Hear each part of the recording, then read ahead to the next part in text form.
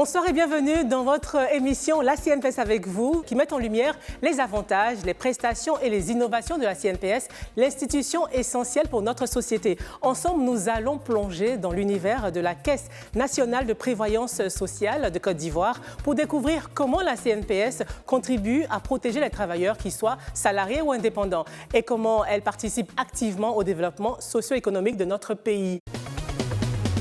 Notre émission s'intéresse aujourd'hui aux accidents de travail et aux maladies professionnelles. Quelles sont les prestations offertes par la CNPS?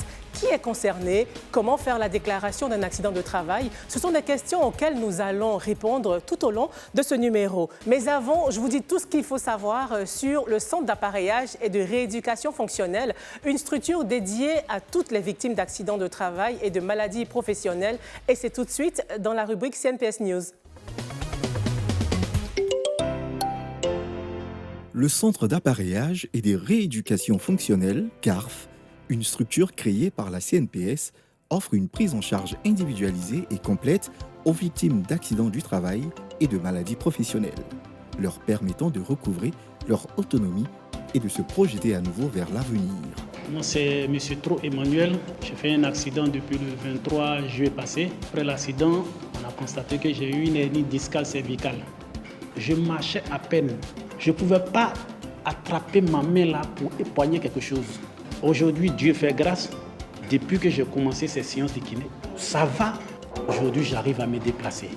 En 2023, plus de 10 000 personnes ont bénéficié des services du CARF, dont 60% étaient des victimes d'accidents du travail et 40% des malades professionnels. Parmi ces bénéficiaires, plus de 500 ont pu réintégrer leur emploi. Doté d'une équipe pluridisciplinaire composée de médecins spécialistes, kinésithérapeutes, ergothérapeutes, orthoprothésistes et assistantes sociales, le CAF propose une prise en charge individualisée et complète pour chaque patient.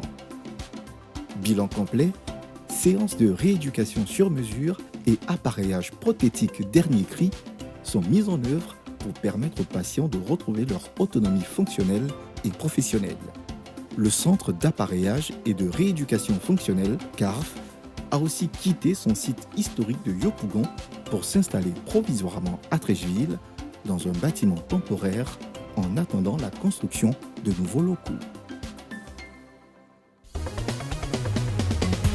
Mais il est encore mieux d'éviter les accidents de travail. Pour éviter ces désagréments, la CNPS fait appel à la Direction de la prévention et de la promotion de la santé et sécurité au travail, en abrégé la DPP-SST, à travers leur contrôle de prévention et la promotion de la santé et sécurité au travail. Leur rôle, avertir, prévenir et conseiller pour éviter ces incidents. Mais je ne vous en dis pas plus, découvrez-le en images dans notre rubrique Tout savoir. Bonjour madame. Bienvenue à la direction de la prévention, de la promotion, de la santé et sécurité au travail. Notre activité consiste à améliorer les conditions dans lesquelles exercent les employés qui sont immatriculés à la CNPS. Donc nous leur apportons assistance, formation, sensibilisation.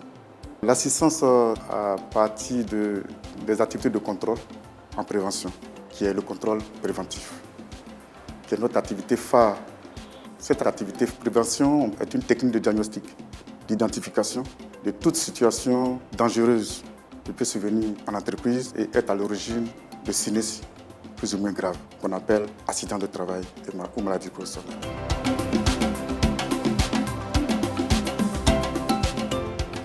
Notre activité va se dérouler essentiellement en 3 phases. La première phase, c'est ce que nous sommes en train de faire, la réunion d'ouverture. Et après cette phase, nous allons faire un tour pour voir un peu quelles sont les dispositions prises pour sécuriser les travailleurs. Sur les 3 dernières années, quelles sont les statistiques que vous avez? En 2021, 0 accident. Le taux de fréquence est à 0,37. Le taux de gravité? Taux de gravité, 0. Ceci étant, nous allons faire un tour des locaux. Nous allons commencer par l'infirmerie. Bonjour madame. Comment ça va? Comme c'est l'infirmerie qui reçoit tous les malades, donc nous sommes venus voir comment vous-même vous allez. Et puis aussi voir un peu votre environnement. Est-ce que ça respecte un peu la réglementation en vigueur? Ici, on peut dire que les cas d'accident de travail sont rares. Les cas datés sont rares. Votre service est composé de combien de compartiments? Ici, c'est quoi? C'est le bureau. Bureau du médecin. Un bureau du médecin. Allons, on va voir. Vous me faites visiter. Ça, c'est la salle. Salle d'observation avec 2 lits. Un frigo. En cas d'incendie, vous faites quoi ici? Vous faites comment? Il y a un extincteur. Madame, vous savez l'utiliser?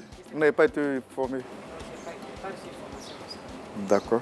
Il y a un point de rassemblement ici? Oui. C'est où? À l'entrée là-bas. Ok. On va continuer. Donc on va aller là.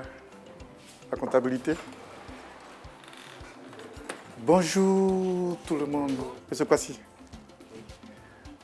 C'est quoi je vois là? Le staff a cédé. Le staff a cédé. Oui. D'accord. Mais c'est quoi ci? Il y a tout ça. On parle de santé et sécurité des travailleurs. Ce n'est pas seulement au chantier, mais ça commence aussi. Donc il faut que vous ayez une attention particulière pour ce travail. Pour nous, c'est vraiment important pour que nous fassions la prévention, pour sensibiliser les uns et les autres, les employeurs. C'est vrai que le souci premier d'un employeur, c'est la productivité. Mais qui produit? Le personnel, sur le capital humain. Et donc, il est important de miser beaucoup plus sur le capital humain, de sorte que l'objectif à atteindre, qui est la production, puisse être atteint, et aussi pour une bonne image de cette entreprise. Nous demandons aux travailleurs de porter les équipements de protection, de respecter les conseils de sécurité, de suivre les recommandations des personnes qui sont en charge des questions de santé et de sécurité au travail.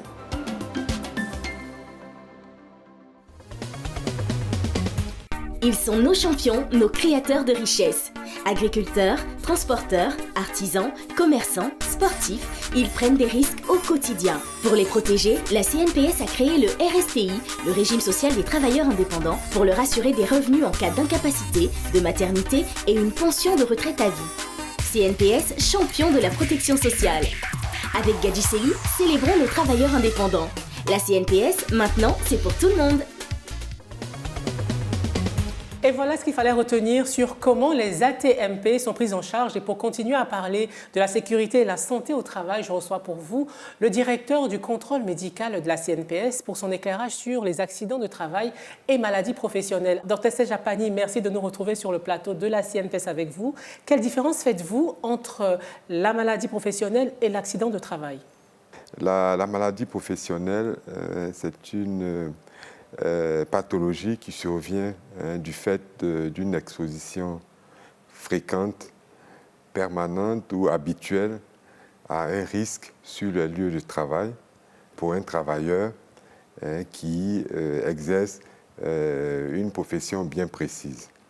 Contrairement aux accidents du travail, qui sont des événements qui surviennent de façon brutale et soudaine, qui sont des événements imprévus et qui vont causer un dommage corporel à un travailleur pendant son travail, au moment de son travail, aux heures de son travail, ou même sur le trajet de son travail ou sous le lien de subordination de son employeur lorsqu'il n'est pas sur son lieu de travail.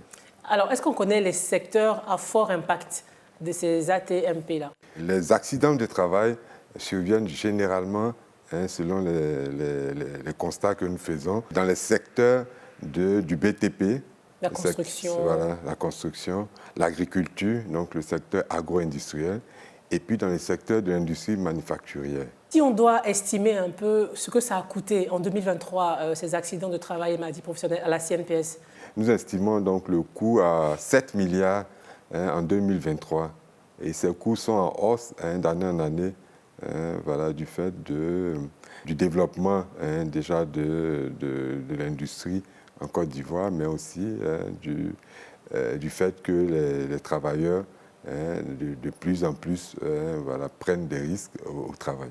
7 milliards, c'est énorme. Comment on fait pour éviter, pour prévenir ces maladies-là? Que dit la législation? Qui doit faire quoi? En Côte d'Ivoire, la loi dit que cela incombe à l'employeur. Donc l'employeur doit mettre en œuvre des mesures en vue d'assurer donc la sécurité sur les lieux de travail et de protéger la santé physique et mentale des travailleurs.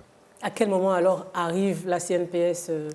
Donc au sein de la CNPS, nous avons un service de prévention qui accompagne ces employeurs-là dans le cadre de la mise en œuvre. Donc c'est des mesures de prévention qui leur incombent dans le cadre de la législation du travail.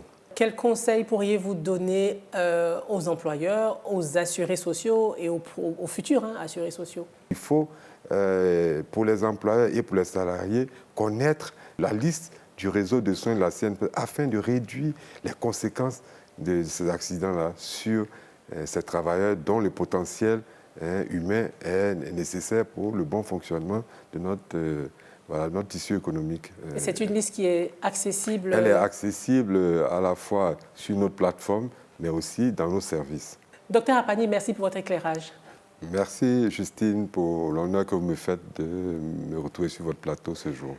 Voici pour vous à présent un tutoriel sur comment déclarer un accident de travail en ligne. C'est tout de suite dans la rubrique Recap. Regardez.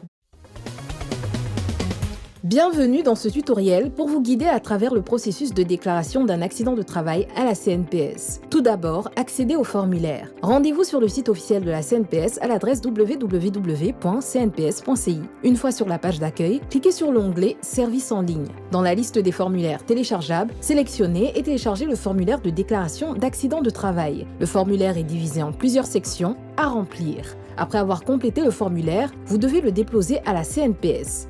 Il est important de noter que l'employeur peut informer la CNPS de l'accident par tout moyen avec une trace écrite, par exemple par mail ou par courrier. Dès qu'il est informé de l'accident, l'employeur a l'obligation de déclarer l'accident de travail dans un délai de 48 heures, jour ouvrable.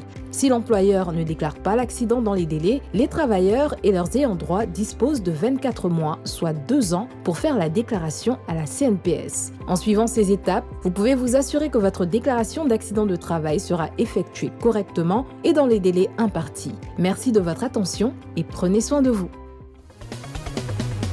C'est tout pour ce premier numéro de la nouvelle formule de votre magazine La CNPS avec vous. N'hésitez pas à laisser des messages sur les différents réseaux de la CNPS et ne l'oubliez surtout pas, la CNPS est votre partenaire pour la vie.